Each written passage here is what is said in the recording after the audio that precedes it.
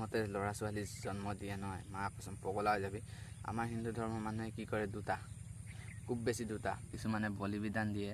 আৰু একচুৱেলি চাবলৈ গ'লে বলি কি হিন্দু মানুহে নিদি কি মুছলমান মানুহে বা খ্ৰীষ্টান মানুহে কি বলি বিধান দিব নেকি?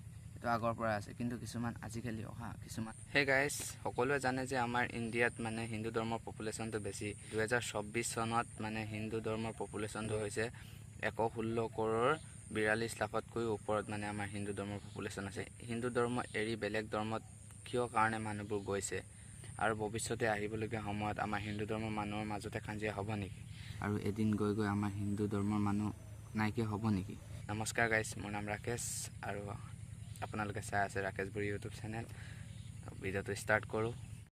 আৰু এটা কথা গাইজ, আমাৰ হিন্দু ধৰ্মৰ মানুহখিনিৰ কিয় মিল নাই? যেনেকৈ মুছলিম হওক বা খ্ৰীষ্টান হওক, সিহঁতৰতো মিল আছে বা সিহঁতৰ ভগৱান এটাই, আমাৰ ভগৱান কেলে এগাল? মানে এই কথাটো মই ভাবি মানে গাইজ পগলা হৈ গৈছোঁ। সেইকাৰণে এই ভিডিঅ'টো বনাইছোঁ। মই ইমানটো নাজানো, আৰু আপোনালোকে যদি কিবা জানে কমেণ্ট কৰি দিব। কাৰণ আমাৰ মানে হিন্দু ধৰ্ম মানে ভাগ হৈ যোৱাৰ কাৰণে মানে হিন্দু ধৰ্মৰ মানুহখিনিৰ মাজত এদিন কিবা হ'ব পাৰে, মিলিব নোৱাৰে মানে সেইটোৱে সেইটোৰ লগত। আমাৰ অসমতে ধৰি লওক, আমাৰ হিন্দু ধৰ্মৰ মানুহ কিমান আছে? ধৰ্মটো হিন্দুৱে, কিন্তু তাত ভাগ বহুত আছে। যেনেকৈ ধৰি লওক এইটো কি আছিলে প্ৰচাৰ সংঘ, শংকৰ সংঘ আৰু কি মানৱ ধৰ্ম, এনেকুৱা ধেৰ ধৰ্ম আছে। মানে কিছুমানে আকৌ পূজা পাঠ কৰে আৰু কিছুমানে পূজা পাঠ নামানে। হিন্দু ধৰ্ম সেইটোৱে সেইটোৰ মানে বেয়া পায়, সেইটোৱে সেইটোক বেয়া পায়। ক'ত মিলিব গাইজ? মানে এতিয়া মানৱ ধৰ্মখিনিয়ে পূজা পাঠ কৰাখিনিক বেয়া পায়, এতিয়া শংকৰ সংঘ বা কিবা প্ৰচাৰ সংঘ এই মানুহখিনিয়ে বাকী পূজা পাঠ কৰা মানুহখিনিৰ লগত মিলিব নোৱাৰে। যেনেকৈ পূজা পাঠ কৰা মানুহখিনিয়ে যদি মানে কিবা কিবি বনাই দিয়ে নহয়, সিহঁতে মানে নেখায় গাইজ। আৰু সিহঁতে বনোৱাখিনি গাইজ পূজা পাঠ কৰা মানুহখিনিয়ে খাই দিব কিন্তু।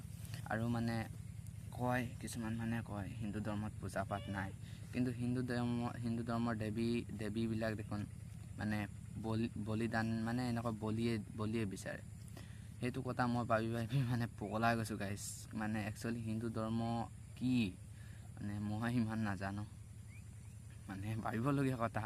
মানে বলি বিধান দিয়ে, আৰু একচুৱেলি চাবলৈ গ'লে বলি কি হিন্দু মানুহে নিদি কি মুছলমান মানুহে বা খ্ৰীষ্টান মানুহে কি বলি বিধান দিব নেকি?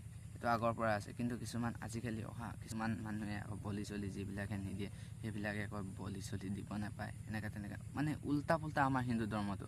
সঁচাকৈ এবাৰ গভীৰকৈ ভাবি চাবচোন, আমাৰ হিন্দু ধৰ্মটো মানে একদম উলট পুলট। ভাবিলে মানে ভাৰ নাপাওঁ গাইজ। তই কাক পূজা কৰিবি? কৃষ্ণক পূজা কৰিবি না ৰামক পূজা কৰিবি না শিৱক পূজা কৰিবি? বা ধৰি লৈছোঁ বাৰু এই তিনিটা এটা ধৰ্ম এটাই মানুহ, মানে কিবাটো প্ৰতি মানে চেঞ্জ হৈ আহি আছে। যেনেকৈ ৰাম যুগত ৰাম আছিলে, কৃষ্ণৰ যুগত কৃষ্ণ। কিন্তু দেৱী দেৱতা মানে এতিয়া দেৱী পাৰ্বতীহঁতৰ বা কালী দেৱী মানে পাৰ্বতী এতিয়া কেইবাটাও ৰূপ আছে। এটা হৈছে কালী ৰূপটো এইটো মানে বলি বিধান বিচাৰে। কিন্তু গাইজ সেইটো আকৌ আমাৰ হিন্দু মানুহে নিদিলে মানে প্ৰব্লেম হৈ যায়, যিবিলাকে দিয়ে।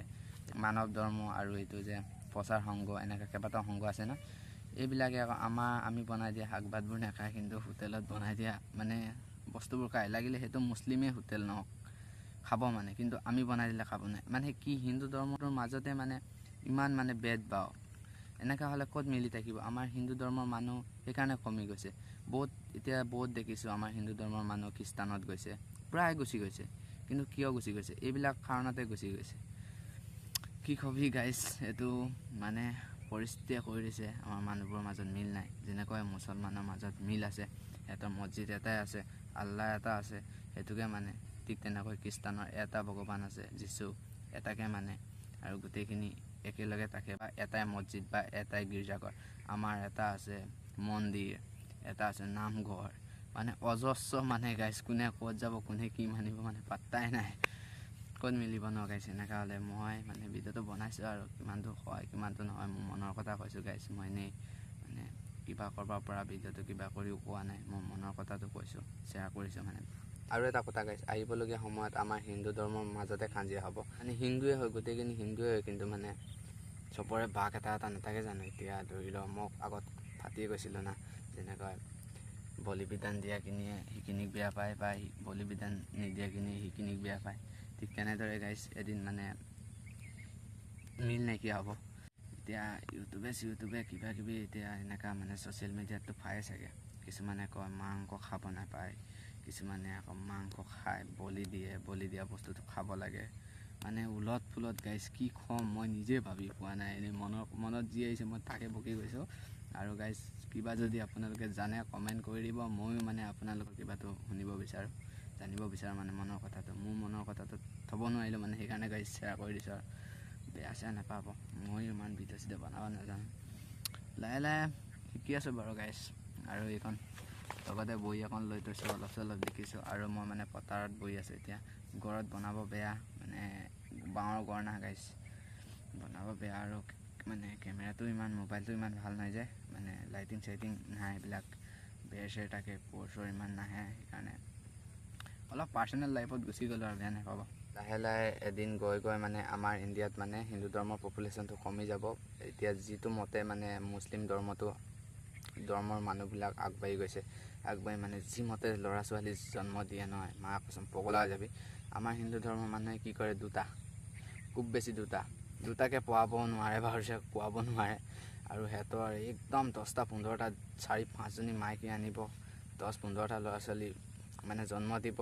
আৰু এইপিনে অৰুণাচল, নাগালেণ্ড পঠিয়াই দিব, অকণমান নাথাকে আৰু গাইছ। ইয়াতে এনেই LP স্কুল পঢ়িব, অংক জনাৰ লগে লগে পলালে, চব বিজনেছ লাইনত গ'ল। মানে মুছলিম মানুহবোৰক মই বেয়া বুলি ক'ব যোৱা নাই দেই গাইছ, মানে সিহঁতৰ কথাবিলাক কৈ দিছোঁ, মানে সিহঁতৰ বিষয়ে মানে যিটো মই মানে অলপ চলপ জানো আৰু সেইটো বিষয়ে কৈ দিছোঁ। আমাৰ আৰু কি, গড়টো এৰি যাব নোৱাৰে, ক'তো যাব নোৱাৰে না, বিজনেছ কৰিব পাৰে। চৰকাৰে চাকৰি এটা উলিয়াই দিছে, সেই চাকৰিটো পকৰত 10,000 পোষ্ট আহিব, কেলা 10 লাখ মানুহে দৌৰ মাৰি ফুৰিব, কি লাভ কষ্ট, সেইটোত গৈ লাভেই নাই। মানে বেয়া কথা ইউজ হৈছে মোৰ অলপ চলপ গাইছ, কেলা চেলা মাৰি দিছোঁ। এইবিলাক মানে চলি থাকে, মাপ চাপ কৰি দিব। আৰু নিজৰ কামত ফ'কাছ কৰি, যিকোনো লাইন এটাত ফ'কাছ কৰি, লোকে বনাই দিয়া কিবাটোত যাবও দৰকাৰ নাই ন।